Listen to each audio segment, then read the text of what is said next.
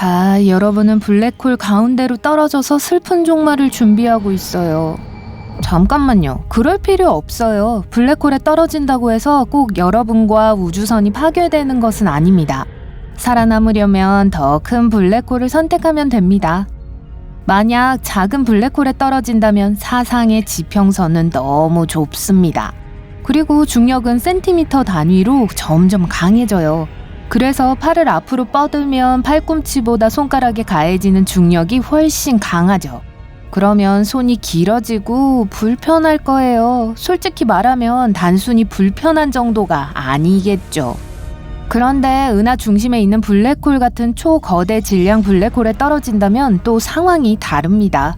그런 블랙홀은 태양보다 수백만 배 더 무거울 수 있어요. 사상의 지평선은 넓고 중력은 그렇게 빨리 변하지 않습니다. 그래서 발 뒤꿈치와 머리 꼭대기에 느껴지는 중력이 거의 비슷할 거고 블랙홀의 중심부까지 갈 수 있을 거예요. 이 속설은 깨졌어요. 다음 속설은 우리가 대형 폭발을 일으켜 거대한 소행성으로부터 지구를 구할 수 있다고 주장합니다. 익숙한 줄거리에 따르면 우주선이 소행선의 표면에 착륙해서 한 팀의 우주비행사들이 재빨리 구멍을 뚫고 선물을 남겨두고 날아가고 나면 꽝! 그렇게 되면 소행성은 여러 조각으로 부서져서 지구로 계속 날아갈 수 있습니다. 소행성의 큰 덩어리가 지구 표면으로 떨어지면 많은 피해를 입힙니다. 그러면 임무는 실패해요. 지구를 구하려면 정말 거대한 폭발이 필요해요. 소행성 내부뿐만 아니라 표면 위에서도요. 폭발이 발생하면 폭발의 힘이 소행성을 약간 아래로 밀어냅니다. 조금만 궤도가 바뀌어도 소행성이 나중에 지구를 지나 날아가게 만들기에 충분할 거예요. 그러면 끝! 그리고 만약 소행성에서 큰 폭발을 일으킨다면 그 폭발음을 들을 수는 없을 거예요. 네, 영화에서 종종 우주선 소리와 우주에서 벌어지는 전투 소리를 듣게 되지만 그건 불가능해요. 소리는 분자의 진동 때문에 퍼지는 파장입니다. 어떤 사람이 몇 미터 떨어진 곳에서 박수를 칩니다. 음파는 손뼉 친 손 옆에 있는 첫 번째 공기 분자를 밀고 두 번째, 세 번째로 계속 이어져서 파장이 여러분의 귀에 닿게 됩니다. 그래서 소리를 퍼뜨리기 위해서는 공기나 물과 같은 분자가 필요해요. 우리 대기에는 음파가 잘 퍼지지만 우주 공간은 진공입니다. 그래서 거기엔 아무것도 없어요. 손뼉을 크게 칠 수는 있지만 진동에서 그 소리를 전달할 수 있는 분자가 없습니다. 소행성에 대한 또 하나의 미신이 있어요. 화성 궤도보다 조금 더 멀리 날아가야 합니다. 우와, 우리는 소행성대에 있고 거대한 바위와 얼음 덩어리 사이로 피합니다. 소행성이 가득한 지대에 들어섰어요. 사실이 아니에요. 우주는 넓고 소행성 간의 거리는 엄청나게 멀어요.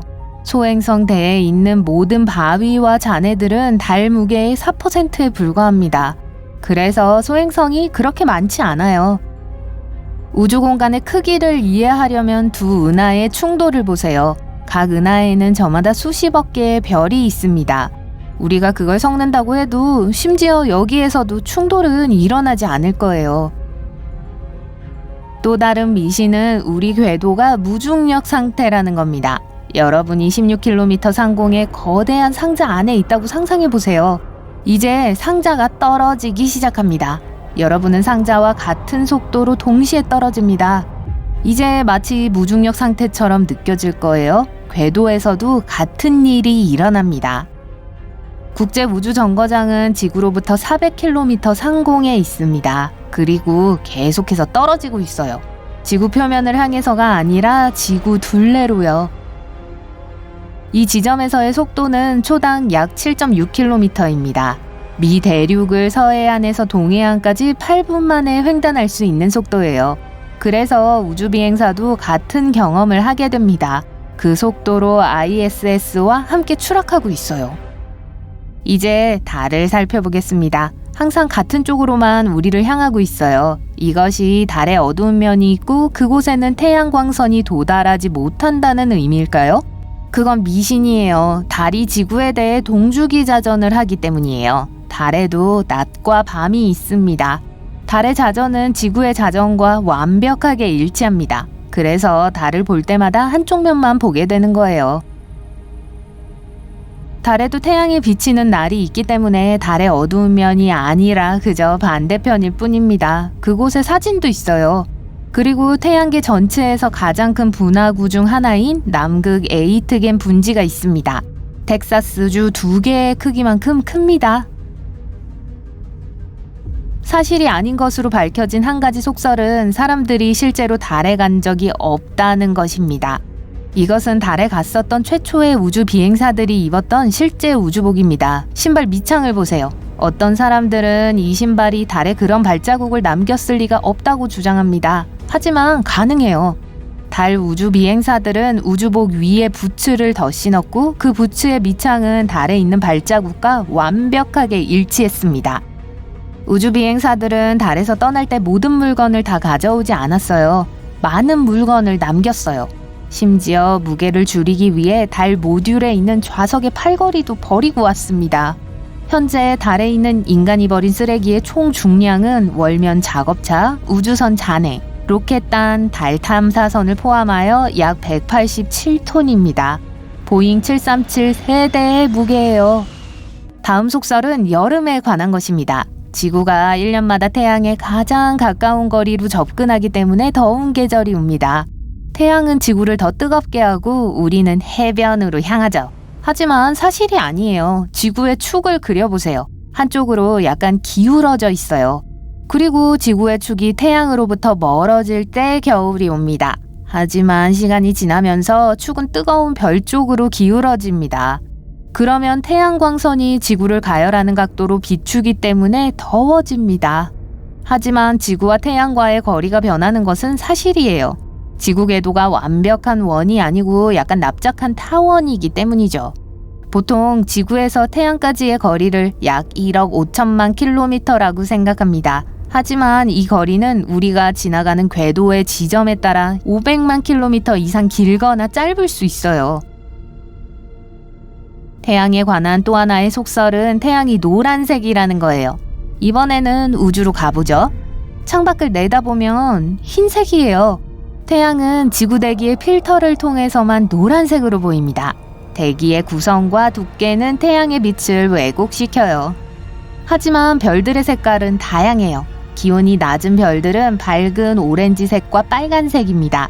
보통 우리 태양보다 아주 오래된 별들이에요. 하지만 젊고 매우 뜨거운 별들은 밝은 파란색입니다. 태양은 이 스펙트럼의 중간쯤에 있습니다. 우주에서 우주복을 벗으면 풍선처럼 부풀어 오르게 된다는 얘기도 들어봤을 거예요.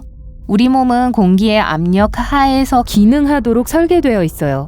하지만 우주 공간은 진공입니다. 거대한 금속통을 상상해보세요. 그리고 그 안에 있는 공기를 모두 빨아들였어요. 온도를 영하 270도까지 떨어뜨리면 우주 공간과 같아집니다. 그런 상태로 들어가면 우리 몸 안에 있는 폐 같은 모든 공기 주머니가 팽창하기 시작합니다. 그래서 우리 몸처럼 탄력 있는 조직이 아니었다면 풍선처럼 부풀 수도 있을 거예요. 우리 몸의 조직은 늘어나고 구부러지기 때문에 몸의 크기는 유지될 겁니다. 체내에는 약 20초를 버틸 수 있는 산소가 있어요. 그 이후에는 뇌가 산소를 공급받지 못해서 곧 기절할 거예요. 그래서 몸은 폭발하지도 않고 진공 상태이기 때문에 얼지도 않을 거예요. 열도 전달되지 않습니다. 예를 들어 물은 열을 매우 잘 전달하고 그래서 우리가 즉시 차가운 것을 느끼게 됩니다. 하지만 같은 온도의 공기는 훨씬 더 편하게 느껴질 거예요. 우주의 진공 상태에서는 초저온 현상은 문제가 되지 않을 겁니다. 훨씬 더 나쁜 것은 태양 복사열입니다. 지구에는 대기권이 방사선 방패막이 됩니다. 해로운 광선을 차단하죠. 우주에서는 무방비 상태가 됩니다. 또 다른 미신은 휴대폰과 관련이 있습니다. 사람들은 친구에게 전화를 걸면 전화기가 우주로 신호를 보낸다고 생각해요. 인공위성이 신호를 포착해서 친구 핸드폰으로 거울처럼 비춰준다고 말이죠. 이건 사실이 아닙니다. 하지만 세상에는 그런 방식으로 작동하는 위성 전화기가 있습니다.